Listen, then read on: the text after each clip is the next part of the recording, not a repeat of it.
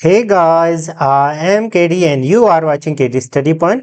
साथियों, आज की इस वीडियो में जीएनएम का प्रीवियस ईयर क्वेश्चन पेपर हल करेंगे।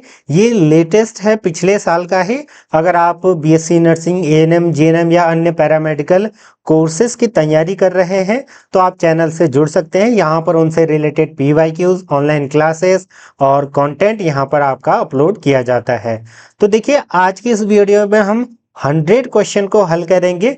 अब जो ये 100 क्वेश्चन है, इसमें अलग अलग पार्ट है, जिसमें आपके 20 बेसिक मैथमेटिक्स के क्वेश्चन हैं, फिर आपके हिंदी के क्वेश्चन हैं, फिर जनरल नॉलेज के क्वेश्चन हैं और जनरल साइंस के यहाँ पर 30-40 क्वेश्चंस हैं। तो टोटल 100 क्वेश्चन को अच्छे से समझेंगे। क्योंकि उत्तराखंड में या अन्य राज्यों में आपने देखा होगा कि जो एएनएम, जीएनएम और पैरामेडिकल है, उनका एंट्रेंस एग्जामिनेशन लगभग सिमिलर रहता है। तो सारे लोग इस वीडियो को देख सकते हैं, कुछ ना कुछ आप जरूर सीखोगे। बाकी अन्य प्रतियोगी परीक्षाओं की तैयारी करने वाले छात्र छात्राएं भी इस वीडियो का लाभ ले सकते हैं। अगर आपकी हिंदी अच्छी है तो आप हिंदी में इसको पढ़ सकते हैं और अंग्रेजी में भी यहाँ पर आपको क्वेश्चन देखने को मिलेगा। तो देखिए, पहला क्वेश्चन क्या कहता है, छात्रों की अधिकतम संख्या ज्ञात करें जिनके बीच 1003 चॉकलेट और 2703 कैंडी वितरित की जा सकती है ताकि सभी को बराबर मिलना चाहिए। मतलब एक ऐसी संख्या हमको ज्ञात करनी है छात्रों की जिनमें अगर हम ये दोनों चीजें बांटे तो बराबर मिले सबको। तो ये कौन सी संख्या हो सकती है भाई? एक ऐसी संख्या होगी जो अधिकतम हो, जिसका भाग इन दोनों में जाता हो, ऐसी संख्या होगी ना। तो वो क्या कहलाता है? HCF, highest common factor. ठीक है, तो वो हमें यहाँ पर निकालना है। इसको निकालने के अलग अलग तरीके हैं। आप फैक्टराइजेशन से निकाल सकते हो, आप डिवीजन मेथड से निकाल सकते हो। मैं आपको यहाँ पर दिखा देता हूँ। फैक्टर से हम सिंपली क्या करेंगे, इसके फैक्टर निकालेंगे और इसके फैक्टर और जो कॉमन होगा उसको हम उत्तर मान लेंगे। ठीक है, और डिवीजन से हम क्या करेंगे, बड़ी वाली संख्या में छोटी संख्या का भाग दे देंगे। तो देखिए, 2703 में हम भाग देंगे किसका? 1003 का। उसके बाद हम ट्राई करते हुए चलेंगे, कैसे मैं आपको दिखाता हूं। देखिए, अब 2703 में 1003 का भाग जाएगा 2 बार। ठीक है, तो ये 0 0 और ये 2 पर हमारा हो जाएगा 9 6, यानी कि 697 बच गया। अब हमें क्या करना होता है, थोड़ा सा ध्यान दीजिएगा। अब हम क्या करेंगे, इस संख्या का जो शेषफल बचा उसका हम भाग देंगे किस पर? जिससे अभी हमने भाग दिया था, तो इस संख्या पर भाग देंगे। तो थोड़ा सा ये ध्यान रखना। ठीक है, तो ये हमारा कितना आया? 13 में से 7 गया 6 और यहाँ 0 और ये हमारा आ जाएगा 3। अब जो ये 306 आया, ठीक है, इसका भाग किस में देंगे? इस वाली संख्या में देंगे। देखिए, थोड़ा सा इसको समझो। इसको कहते हैं हम डिविडेंड या भाज्य, हिंदी में इसको कहते हैं भाजक। क्या है ये? भाजक और ये कोशेंट। ठीक, तो यहां पर हम 306 का भाग फिर से देंगे 697 में। तो इसमें जैसे ही हम भाग देंगे, अब इस प्रक्रिया को हम आगे बढ़ाते हुए चलेंगे तो लास्ट में हमारा उत्तर आ जाएगा। आगे हम देखते हैं क्या क्या स्टेप आते हैं। देखो, the moment reminder gets 0 we got our answer. ठीक है, तो 17 हमारा उत्तर हो जाएगा।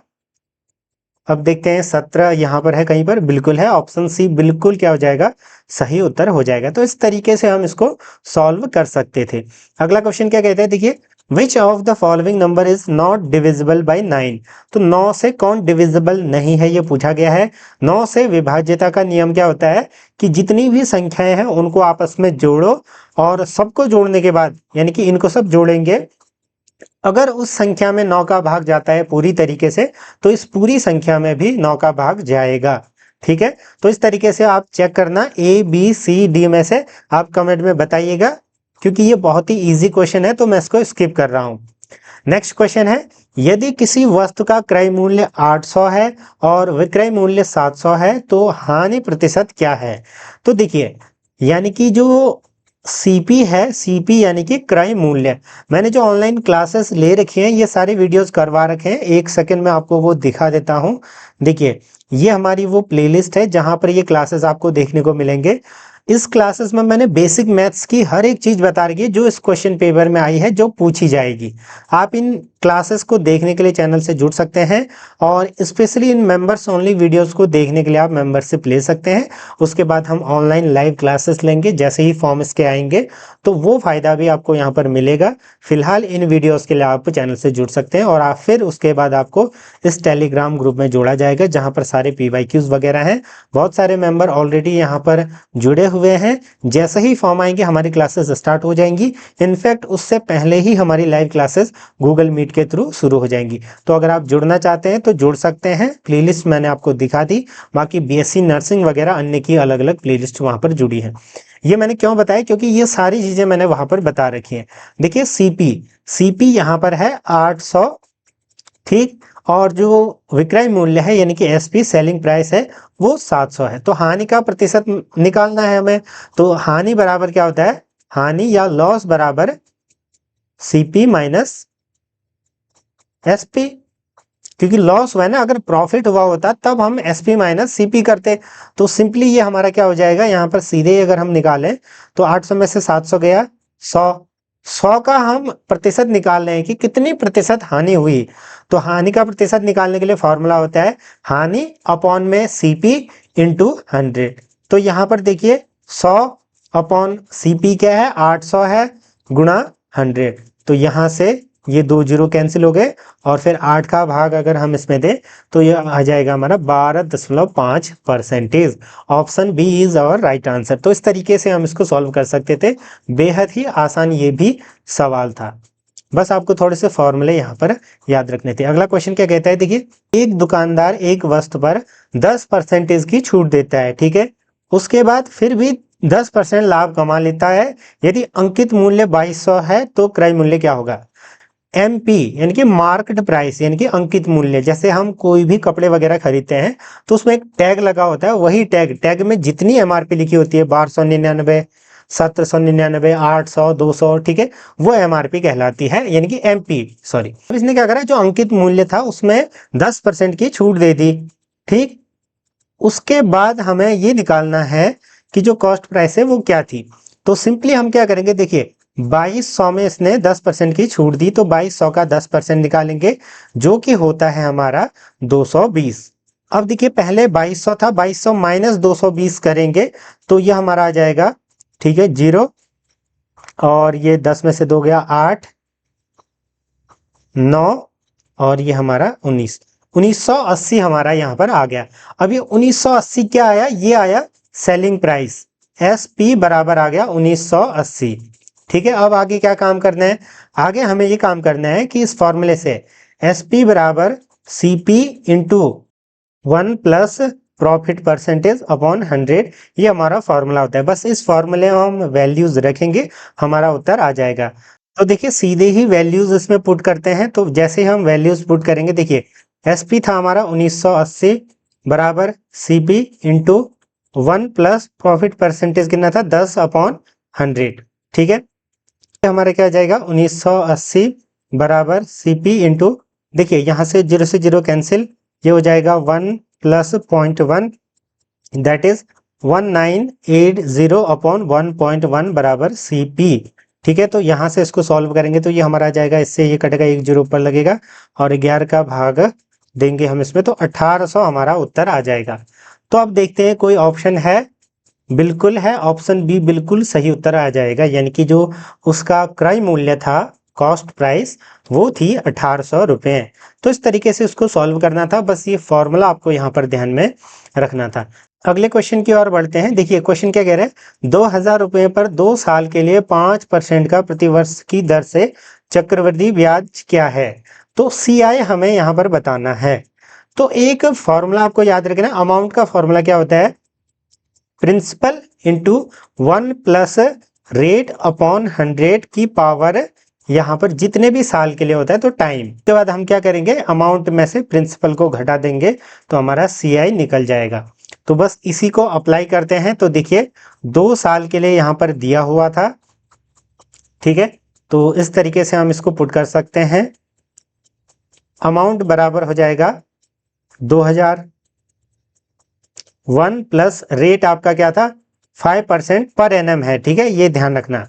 तो 5/100 यहाँ पर हो जाएगा हमारा टाइम 2 साल के लिए, तो 2। ठीक, तो देखिए ये हो जाएगा हमारा अमाउंट बराबर 2001 प्लस ये हो जाएगा हमारा 1/20 का स्क्वायर। ये हो जाएगा अमाउंट बराबर 2000 इंटू ये हो जाएगा हमारा इसका गुणा करो 1.05 इंटू 1.05 करेंगे तो ये समथिंग आएगा हमारा 11.025। ठीक, फिर इसका गुणा अगर हम इससे करें तो ये आ जाएगा हमारा अमाउंट बराबर 2205। ठीक है, 2205 हमारा अमाउंट आ गया। अब जो अमाउंट आई, अमाउंट को हम माइनस करेंगे किससे, जो प्रिंसिपल था, प्रिंसिपल भाई मूलधन, तो मूलधन कितना था 2000, तो 2205 में से 2000 घटाओ तो ये हमारा आ जाएगा 205। A B C D option B बिल्कुल सही उत्तर हो जाएगा 205। तो इस तरीके से आप इसको हल कर सकते थे। फॉर्मूला आपको क्या याद रखना था, चक्रवृद्धि ब्याज का, और साथ में थोड़ा सा आपको ये देखना था कि किस तरीके से हम सीआई निकाल सकते हैं। अगले क्वेश्चन की ओर बढ़ते हैं। अगला क्वेश्चन क्या कह रहे हैं, देखिए 5:7 के अनुपात में दो संख्याएं हैं, यदि प्रत्येक संख्या में से 9 घटा दिया जाता है तो अनुपात इतना हो जाता है। यानी कि मान लीजिए पहले अनुपात था 5x और 7x क्रमशः, तो पहली संख्या में से 9 घटा दिया, दूसरे में से भी 9 घटा दिया, तो जो ये अनुपात आया, ये अनुपात बन जाता है 7/11। बस इस इक्वेशन को सॉल्व करो, आपका उत्तर आ जाएगा। तो ये सिंपली हो जाएगा 55x, ऐसे मल्टीप्लाई करेंगे ना क्रॉस, तो ये हो जाएगा हमारा 9t, ठीक है, बराबर 49x माइनस 63। फिर इसको सॉल्व करेंगे तो ये और ये माइनस होकर के हो जाएंगे 6x, बराबर हो जाएगा हमारा -63 प्लस 99। तो ये हो जाएगा हमारा 6x बराबर 36, x बराबर 6। तो देखिए x 6 आ गया, हमें ज्ञात करनी है छोटी संख्या, तो छोटी संख्या कौन सी होगी, 7x वाली या 5x वाली, तो 5x वाली होगी। 5 × 6 30 ऑप्शन कहीं दिख रहा होगा, बिल्कुल ऑप्शन बी सही उत्तर हो जाएगा। तो इस तरीके से आप इसको सॉल्व कर सकते थे। अगला क्वेश्चन क्या कह रहा है, देखिए ए एक काम को 10 दिनों में कर सकता है और बी उसी काम को 15 दिनों में कर सकता है। ए और ये बी होना चाहिए, मिलकर उस काम को कितने दिनों में पूरा करेंगे। मान लीजिए ए आप हो, बी आपका फ्रेंड है, कोई प्रोजेक्ट आपको मिला, आप उसको 10 दिनों में कर सकते हो अकेले, बी उसको अकेले आपका दोस्त 15 दिनों में कर सकता है। दोनों मिलकर कितने दिनों में कर सकता है ये हमें निकालना है। तो ऑब्वियस है कम दिन लगेंगे, तो सिंपली देखिए हम क्या करेंगे, ए का है हमारा 10 दिन, बी का है हमारा 15 दिन, दोनों का एलसीएम निकालते हैं। ये मैं ट्रिक आपको बता रहा हूं, ठीक है। एलसीएम जैसे ही निकालेंगे ये हो जाएगा 30। अब देखो 10 3 3, ठीक है, 15 दूना 30, तो ये 2 और 3 क्या हो गया, एक दिन का काम हो गया। एक दिन में 3 यूनिट काम ए कर रहा है और 2 यूनिट काम बी कर रहा है, ठीक है। तो दोनों मिलकर के एक दिन में कितने यूनिट का काम करेंगे, 3 + 2 5 यूनिट, ठीक है। और टोटल कितना है काम, 30 यूनिट काम है, और 5 एक दिन का हो रहा है, तो 30/5 ये हमारा हो जाएगा 6, ठीक है। 6 दिन हमारा बिल्कुल आसानी से उत्तर आ गया, ठीक है।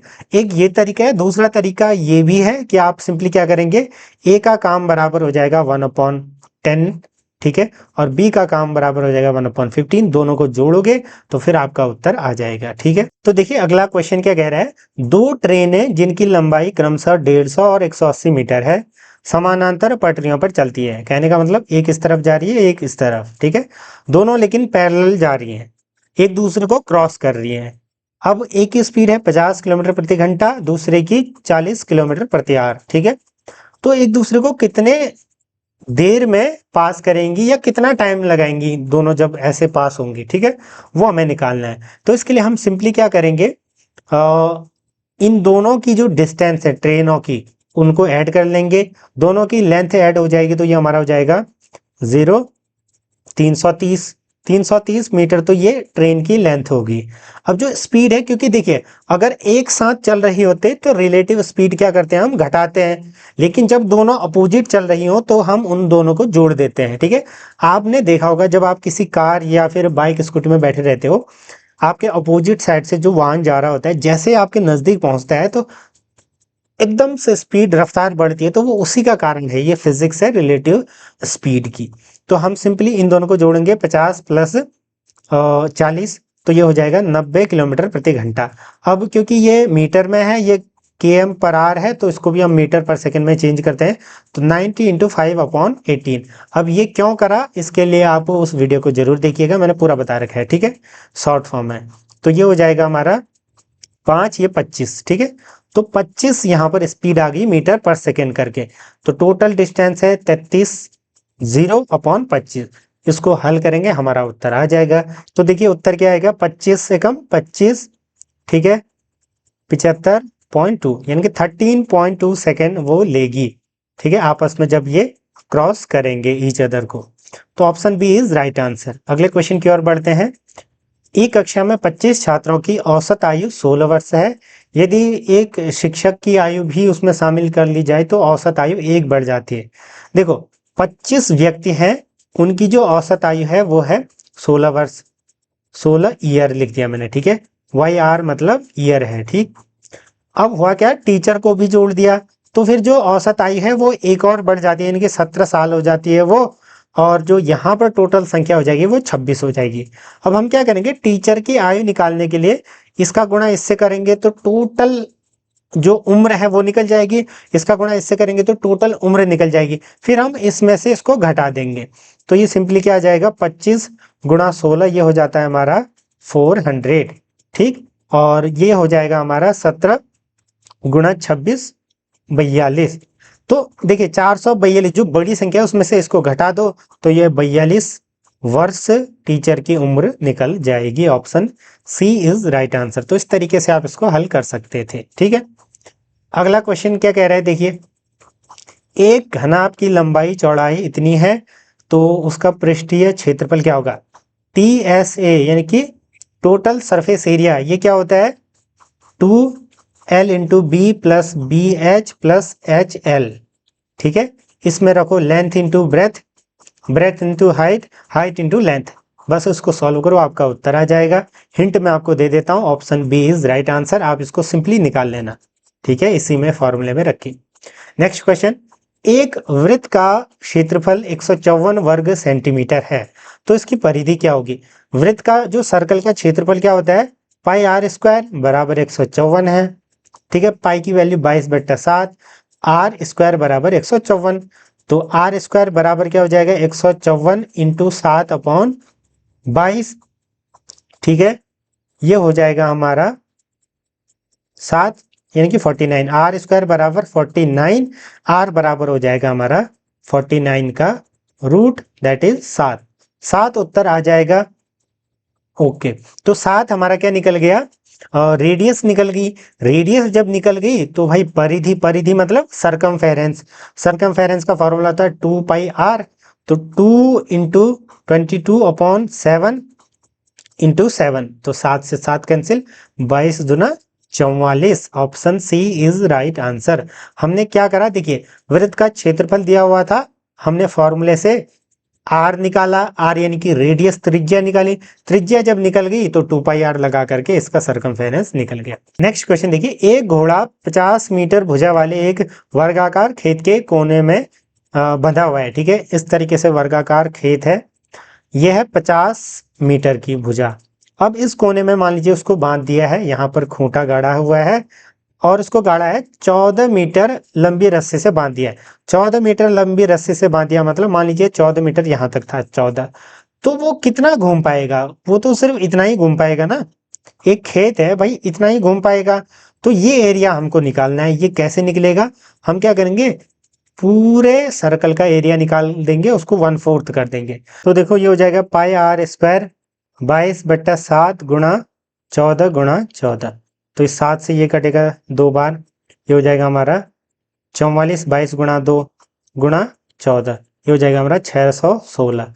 अब ये तो पूरा इस सर्कल का एरिया था, हमें निकालना है सिर्फ इस पार्ट का, तो 1/4 करो उसका, 4 से डिवाइड करेंगे तो ये हो जाएगा हमारा 154। Option A is right answer.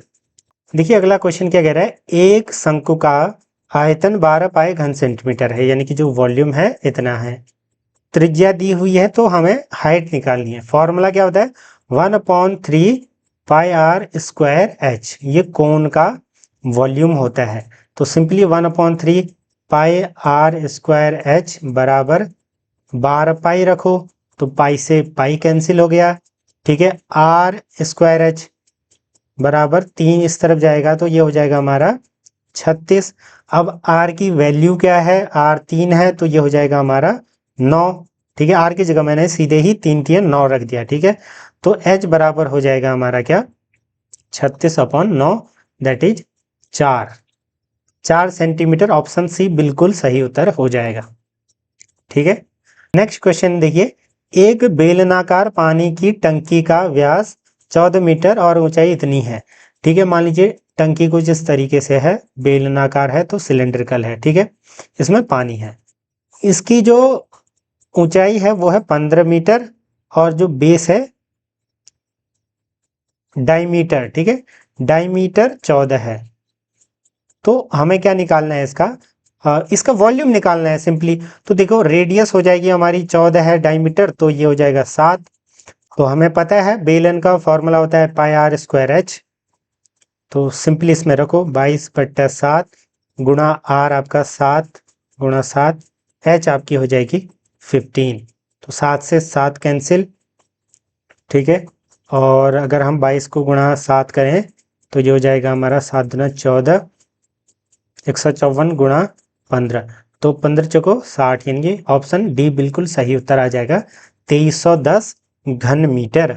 Option D is और राइट आंसर। अगले क्वेश्चन की ओर बढ़ते हैं, इजी है ये भी। देखिए निम्न में से कौन सी पहचान सही है, तो यहाँ पर ये देखिए सी, ए स्क्वायर माइनस बी स्क्वायर बराबर क्या होता है, A plus B, A minus B, ये आइडेंटिटी सही है, बाकी सारी गलत है।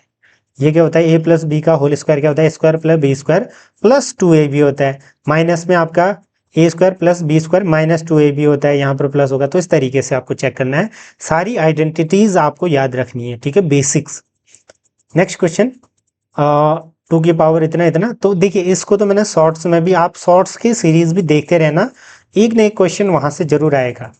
तो ये क्वेश्चन मैंने वैसे करवा रखा है। सिंपली देखिए बेस सेम है तो क्या रूल लगता है, जैसे देखिए ए की पावर m है, ए की पावर n है, तब बेस सेम है तो ये हो जाता है ए की पावर m प्लस n, ठीक है। तो सिंपली वही रूल लगाओ, ये हो जाएगा हमारा 2 की पावर 4 3 7, फिर ये गुणा अगर 2 की पावर -2 करके लिखें तो ये हो जाएगा हमारा 2 की पावर -2 की पावर प्लस की 5।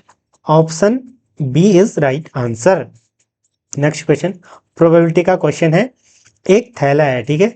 मान लीजिए ये एक थैला है, इसमें 5 लाल, तो मैं 5 लाल से लिख देता हूँ, 3 हरे से लिख देता हूँ, और उसके बाद 2 नीले, तो 2 नीले से लिख देता हूँ, ठीक है।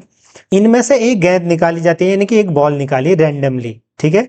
तो प्रोबेबिलिटी क्या होगी कि वो ग्रीन आए, तो ग्रीन कितनी है, 3 है, तो 3 अपॉन टोटल 5 3 8 9 10, टोटल 10 में से 3 है तो 3/10। Option D is right answer, ठीक है।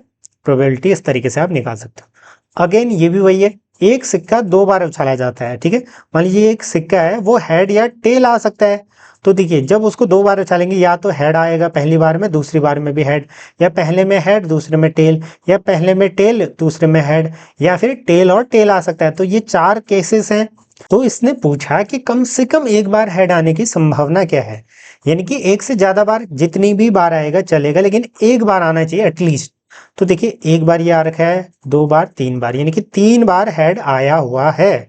तो 3/4 कहां पर दिख रहा है, ऑप्शन डी में, ठीक है। अगला क्वेश्चन मैथ्स का ये लास्ट क्वेश्चन है, इसके बाद हम फर्राटे से दौड़ेंगे।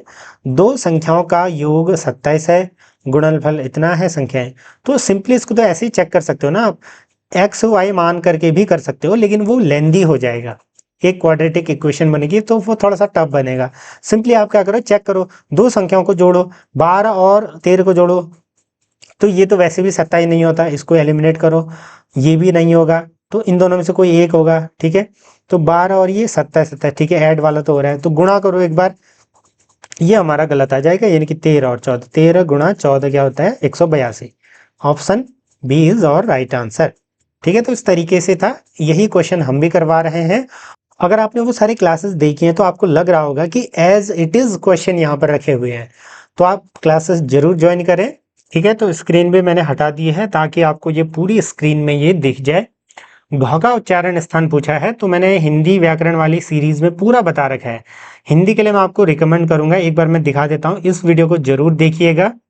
देखिए, अगर आप इस वीडियो को 2-4 बार देखते हो और इसकी पीडीएफ टेलीग्राम से डाउनलोड करके पढ़ते हो, प्रैक्टिस करते हो, तो आपको कहीं बाहर जाने की जरूरत नहीं होगी। छंद का टॉपिक बचा है, उसको हम जल्द ही पूरा कर देंगे अलग वीडियो के माध्यम से। तो हिंदी आपकी यहाँ पर प्रॉपर पूरी हो जाएगी। ठीक है, ये होता है घ का उच्चारण स्थान कंठ। मैंने पूरा डिटेल में बता रखा है। य, र, ल, व किस वर्ग के व्यंजन हैं? तो ये अंतस्थ व्यंजन है। ठीक है, ऑप्शन सी। शुद्ध वर्तनी का चयन करना है, तो अंतर्धान ऐसे लिखा जाता है। ठीक है, अंतर्धान ये होता है करेक्ट वर्ड, तो ऑप्शन बी हो जाएगा। सज्जन का संधि विच्छेद होगा सत धन जन, तो ये बन जाता है हमारा सज्जन। नेक्स्ट क्वेश्चन, ज्ञानोदय में कौन सी संधि है? तो ज्ञानोदय में स्वर संधि है, ऑप्शन ए बिल्कुल सही उत्तर हो जाएगा। ये तो बेहद ही आसान है। देखिए, ज्ञान प्लस उदय, ठीक है, अ प्लस उ मिलकर के क्या बन रहे हैं? ओ बन रहे हैं, तो गुण संधि है। यहाँ पर स्वर संधि का ही एक टाइप है, तो इसको भी समझो, क्योंकि कई बार क्वेश्चन अगर थोड़ा सा डिफिकल्ट बनाना चाहे एग्जामिनर, तो ये पूछा जा सकता है। निर्वासित शब्द में प्रत्यय है, तो निर्वासित में इत होगा, ऑप्शन डी। ठीक है, प्रत्यय क्या होते हैं? शब्द के अंत में लगते हैं, उपसर्ग पहले लगते हैं। देखिए नेक्स्ट क्वेश्चन, पुरोहित शब्द में उपसर्ग बताइए, ये हमें पूछा गया है। तो पुरोहित में होता है आपका पुरः उपसर्ग प्लस हित, ये शब्द इस तरीके से है। ठीक है, तो ऐसे याद रख सकते हो।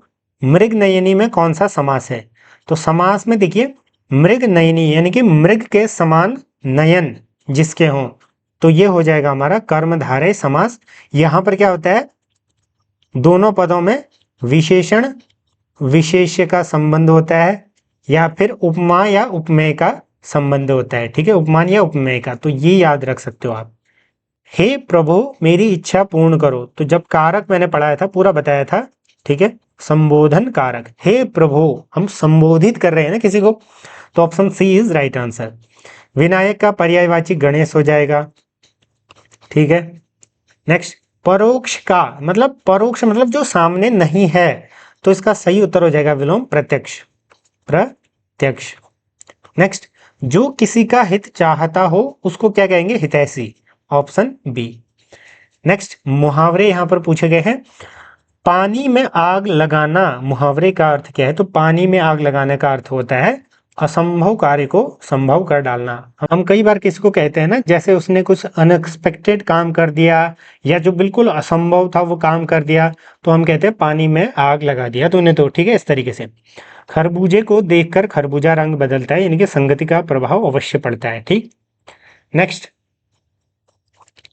वीर रस का स्थायी भाव क्या होगा? उत्साह।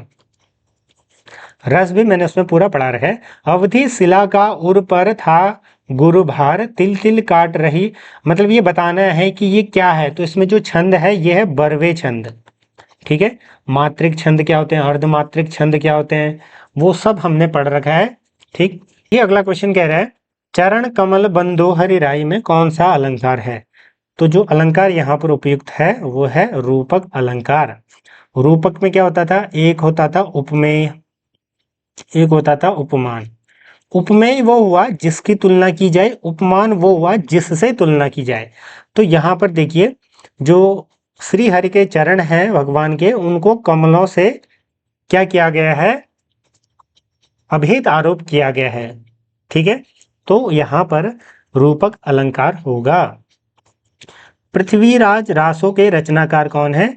तो ये है चंद बरदाई। ठीक, रेलगाड़ी कौन सा शब्द है? तो संकर शब्द है, ये भी हमने वहां पर पढ़ रखा है। संकर शब्द कौन से होते हैं? जो दो शब्दों से मिलकर बने होते हैं, यानी कि जैसे रेल क्या है? अंग्रेजी का शब्द है, गाड़ी क्या है? देशज शब्द है। तो इन दोनों को मिलकर के जो शब्द बनते हैं उनको संकर शब्द कहा जाता है। ठीक है, नेत्री शब्द का पुल्लिंग है, तो नेत्री का क्या हो जाएगा? नेता। ठीक है, तो याद रखना, अगर कहीं पर आपको महिला नेत्री दिखे तो उसको आप नेत्री बोलना, क्योंकि ज्यादातर लोगों को ये पता नहीं रहता है। देखिए, अब हमारा जो जनरल साइंस है वो शुरू हो चुका है। ठीक है, जनरल साइंस के 30 क्वेश्चन है, ऐसे ही फिर 30 क्वेश्चन जीके के होंगे। तो जनरल साइंस का पहला क्वेश्चन क्या कह रहे हैं? Which fundamental particles of an atom are present in equal numbers. देखिए सबसे पहले तो ये जानो जो एटम होता है उसके अंदर क्या क्या होता है। उसके अंदर न्यूट्रॉन होते हैं, इलेक्ट्रॉन होते हैं और प्रोटॉन होते हैं। ठीक है, ये तीन चीजें हैं। अब इन तीन चीजों में से क्या होता है कि जो नंबर ऑफ इलेक्ट्रॉन्स और नंबर ऑफ प्रोटॉन्स बराबर होते हैं अगर वो एटम इलेक्ट्रॉनिकली क्या हो, स्टेबल हो, न्यूट्रल हो। तो नंबर ऑफ इलेक्ट्रॉन और प्रोटॉन बराबर होते हैं। तो ऑप्शन क्या हो जाएगा हमारा, इलेक्ट्रॉन तथा proton. Option B is right answer.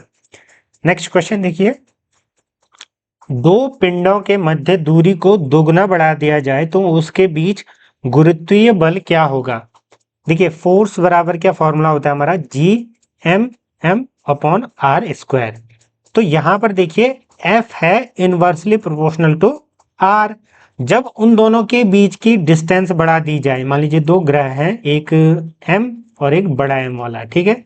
तो दोनों के बीच की जो डिस्टेंस है R उसको बढ़ा दिया जाए तो क्या प्रभाव पड़ेगा। तो सिंपली यहां पर अगर हम फॉर्मूले में रखें तो F पहले क्या था, 1/r²। जैसे ही हमने उनके बीच की डिस्टेंस को डबल किया, इनके r को डबल करेंगे तो 1/2r का स्क्वायर। तो जब इसका स्क्वायर हम खोलेंगे तो ये क्या हो जाएगा, 1/4r। यानी कि ये क्या हो जाएगी, 4 टाइम घट जाएगी, decrease by 4 times. Option A बिल्कुल सही उत्तर हो जाएगा। अगला क्वेश्चन है, एक इलेक्ट्रॉन पर कितना आवेश होता है। तो बहुत ही इजी क्वेश्चन था, 1.6 into 10⁻⁻19 coulomb. Next is the unit of measurement of intensity of sound क्या है, कौन सी है। तो डेसिबल हो जाएगी, डीबी। ठीक, कैंडेला होती है ल्यूमिनस इंटेंसिटी की, ल्यूमिनस इंटेंसिटी की। एम्पियर होता है आपका इलेक्ट्रिसिटी की, इलेक्ट्रिक करंट की। नॉटिकल माइल क्या होता है, जो हवाई या फिर जो हम समुद्री जगहों पर जो दूरी को नापा जाता है वो क्या कहलाती है, नॉटिकल माइल। देखिए अगला क्वेश्चन क्या कह रहा है, किसी मनुष्य के शरीर का सामान्य तापमान क्या होता है, तापक्रम। ठीक है, तो फ़ारेनहाइट में ये होता है 98 फ़ारेनहाइट, डिग्री सेंटीग्रेड में होता है 37। ठीक है, कई बार क्वेश्चन भी पूछा जाता है कि फ़ारेनहाइट को डिग्री में चेंज करो इस तरीके से, तो आपको फॉर्मूला पता होना चाहिए। डिग्री फ़ारेनहाइट बराबर होता है आपका डिग्री सेंटीग्रेड इंटू 9/5 प्लस 32। ये याद रख सकते हो आप, ठीक है, कन्वर्जन के लिए। नेक्स्ट क्वेश्चन, किस माध्यम में ध्वनि सबसे तेज चलती है। तो ठोस में चलती है, ऑब्वियस है, ऑप्शन ए बिल्कुल सही उत्तर हो जाएगा।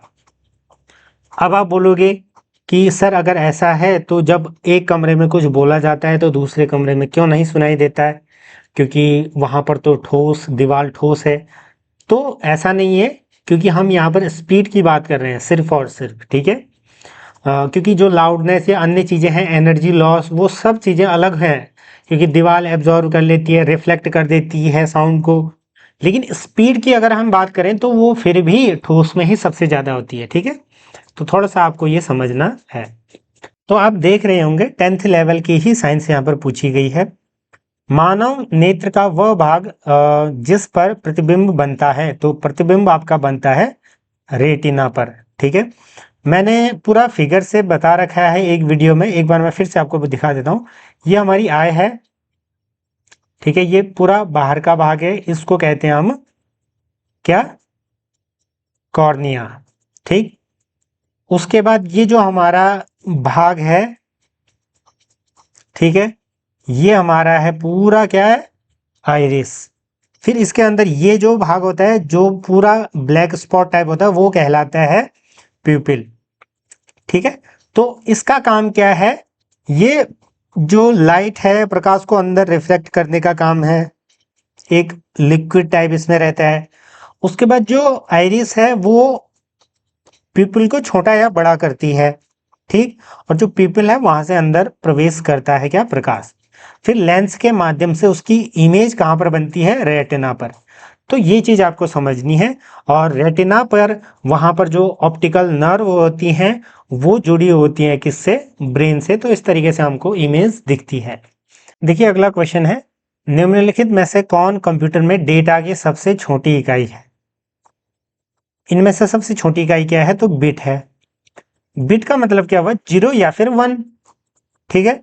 उसके बाद देखिए जो निबल होता है उसमें 4 बिट होते हैं, जो बाइट होता है इसमें 8 क्या होते हैं? बिट होते हैं। तो इस तरीके से याद रखना।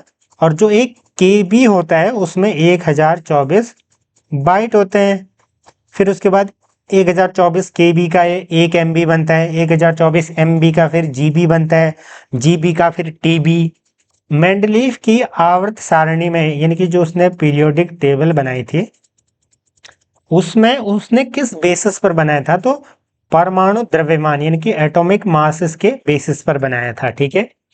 ये शायद 8th या 9th क्लास में ये आपने पढ़ा होगा। बेकिंग सोडा का रासायनिक नाम क्या है? इसका फॉर्मूला होता है NaHCO3 यानी कि सोडियम बाइकार्बोनेट, ऑप्शन बी। ठीक है। ये बेकिंग सोडा है, ये आपका बेकरी में खाना वगैरह बनाने में, ब्रेड, ये केक वगैरह बनाने में काम आता है।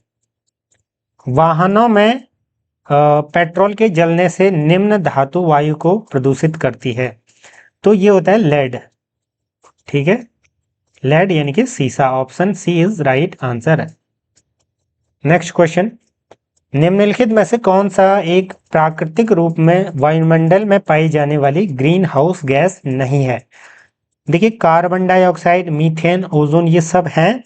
नाइट्रोजन ऑक्साइड नहीं होगा, ऑप्शन ए बिल्कुल सही उत्तर हो जाएगा। ये एटमॉस्फेयर में तो पाई जाती है नेचुरली, लेकिन ये ग्रीन हाउस गैस नहीं है।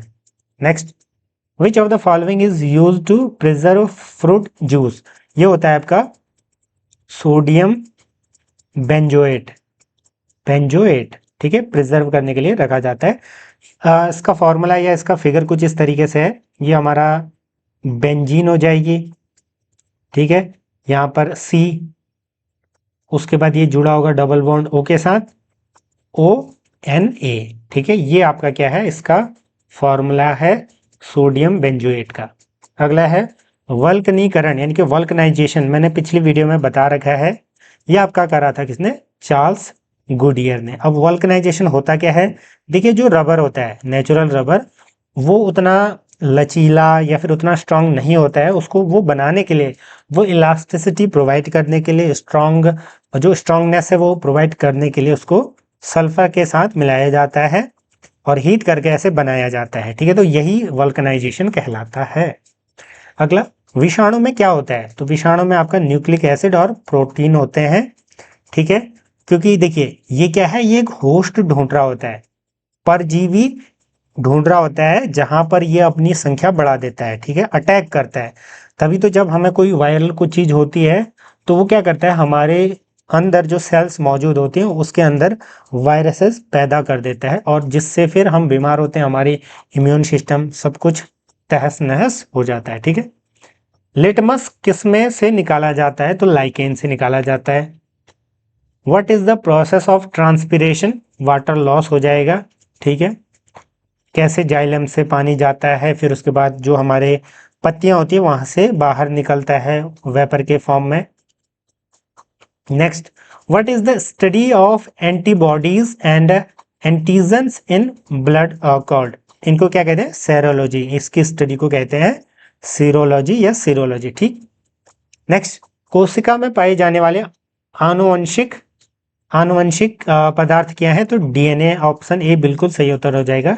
डीऑक्सीराइबो न्यूक्लिक एसिड, RNA होता है ribo nucleic acid. Next question है, दौड़ लगाते समय मनुष्य का जो रक्तचाप है वो क्या होता है? ब्लड प्रेशर ऑब्वियसली बढ़ जाता है। क्यों? क्योंकि उस समय हमारे शरीर में ऑक्सीजन की कमी होती है, पानी की कमी होती है, तो वैसे ही हमारा एनर्जी लॉस हो रहा होता है, तो यहाँ पर जो ब्लड प्रेशर है वो बढ़ जाता है टिपिकली। ठीक है।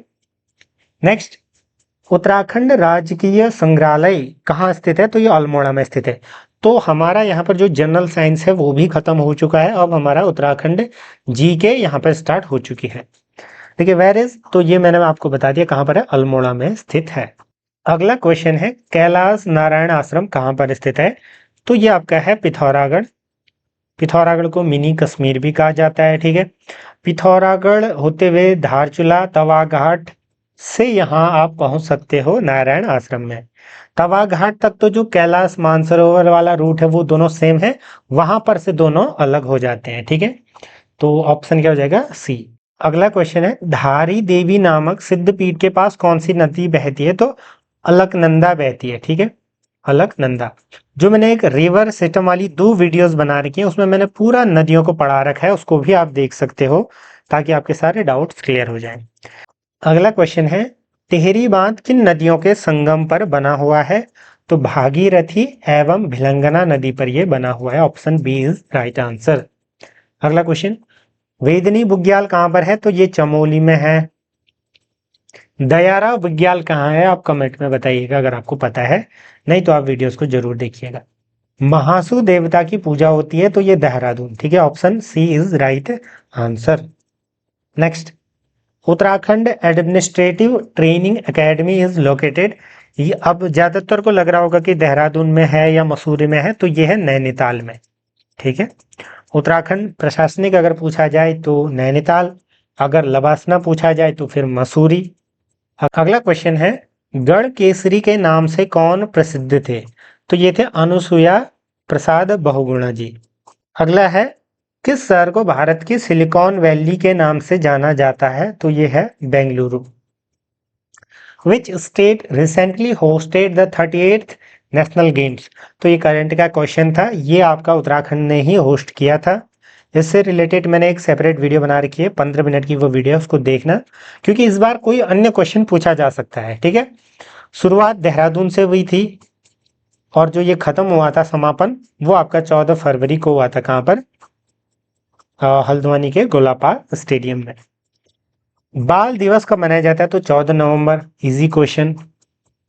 उत्तराखंड में दून घाटी के निर्माण के लिए मुख्य रूप से कौन सी नदी जिम्मेदार है, तो इनमें से देखिए सौंग नदी है, ठीक है।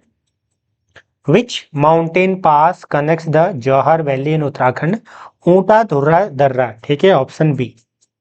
नेक्स्ट, संगीत के क्षेत्र में निम्नलिखित में से कौन सा प्रतिष्ठित पुरस्कार है, तो यह है Grammy. Next, how many spokes are there in the Ashok Chakra, 24 तीलियां है ना, बचपन से ही हम पढ़ते थे। श्री नानक निवास नामक भारत का पहला लकड़ी का गुरुद्वारा कहाँ स्थित है, Fazilka Punjab, option A is right answer.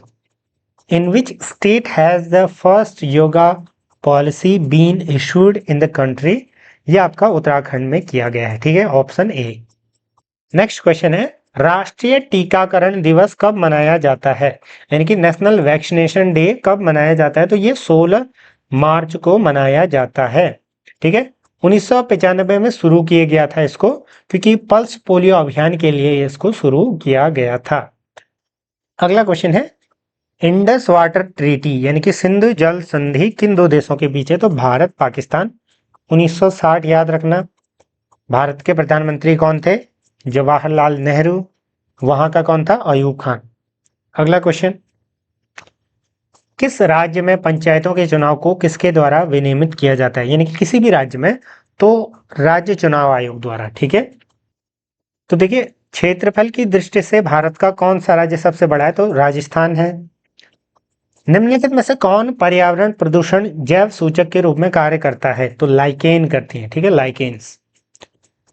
निम्नलिखित में से कौन मीथेन उत्सर्जन का स्रोत है, यह आपका हो जाएगा इसमें से wetlands, option B is right answer. देखिए, हम इसको फटाफट पूरा कर देते हैं, क्योंकि इस पर मैंने ऑलरेडी काफी वीडियोस बना रखी हैं, ये मैं कंबाइन एक साथ बना रहा हूँ, ठीक है। तो आप उन अलग अलग पार्ट को भी देख सकते हो, जहां पर मैंने डिटेल एक्सप्लेनेशन दे रखा है हर चीज का। निम्नलिखित में से किसने महात्मा गांधी को राष्ट्रपिता कहा, सबसे पहले कहा था सुभाष चंद्र बोस ने। अगला क्वेश्चन है, मालवा पठार निम्नलिखित में से किस राज्य का हिस्सा नहीं है, राजस्थान का है, गुजरात का है, एमपी का है, तो महाराष्ट्र का नहीं होगा, ऑप्शन सी, क्योंकि ये अरावली जैसे ही खत्म होने लगती है वहां पर से ये स्टार्ट हो जाता है, ठीक है। मुख्य जो जिले हैं इंदौर, उज्जैन, भोपाल, ये सारी चीजें, राजगढ़ वगैरह। नेक्स्ट क्वेश्चन है, निम्नलिखित में से कौन सी नहर भारत में सतलुज और ब्यास नदियों से पानी प्राप्त करती है, तो यह है इंदिरा गांधी नहर। राज्य की कार्यकारी शक्ति किसमें होती है, राज्यपाल में होती है। भारत के निम्नलिखित स्थलों में से कौन सा यूनेस्को की विश्व धरोहर सूची में शामिल है, तो एलोरा की गुफाएं। ओलंपिक खेलों के प्रतीक चिन्ह कितने छल्ले होते हैं? तो 5 छल्ले होते हैं, जो कि कॉन्टिनेंट को दर्शा रहे होते हैं। राष्ट्रीय एकता दिवस किसकी स्मृति में मनाया जाता है? तो यह है सरदार पटेल। 31 अक्टूबर याद रखना। लौह पुरुष भारत के, ठीक। भारत का राष्ट्रीय कैलेंडर किस गणना पर है? शक संवत, ठीक। पहली रेलगाड़ी कब चली? 1853 में, बम्बई टू ठाणे। कुचिपुड़ी एक शास्त्रीय नृत्य शैली है जो कि आंध्र प्रदेश की है, ठीक है। नेक्स्ट, नोबेल पुरस्कार पाने वाले प्रथम भारतीय कौन थे? रविन्द्रनाथ टैगोर, 1913 याद रखना, ठीक है। उसके बाद किसको मिला था? सीवी रमन को, फिजिक्स के क्षेत्र में। इनको मिला था गीतांजलि के लिए। भारतीय राज्य की मुख्यमंत्री बनने वाली पहली महिला कौन थी? तो पहली महिला थी आपका सुचेता कृपलानी। अगला क्वेश्चन है, भारत रत्न के पहले प्राप्तकर्ता कौन थे? सर्वपल्ली राधाकृष्णन। तो आप थोड़ा सा देख रहे होंगे कि जो जीके का लेवल है वो इजी ही है, यानी कि ऊपर ऊपर से ही पूछा गया है, ठीक है, डिटेल में नहीं पूछा गया है। हाल ही में समाचारों में रही मां नंदा सुनंदा, तो ये उत्तराखंड में हुई थी पिछले साल, अब इस साल भी होगी।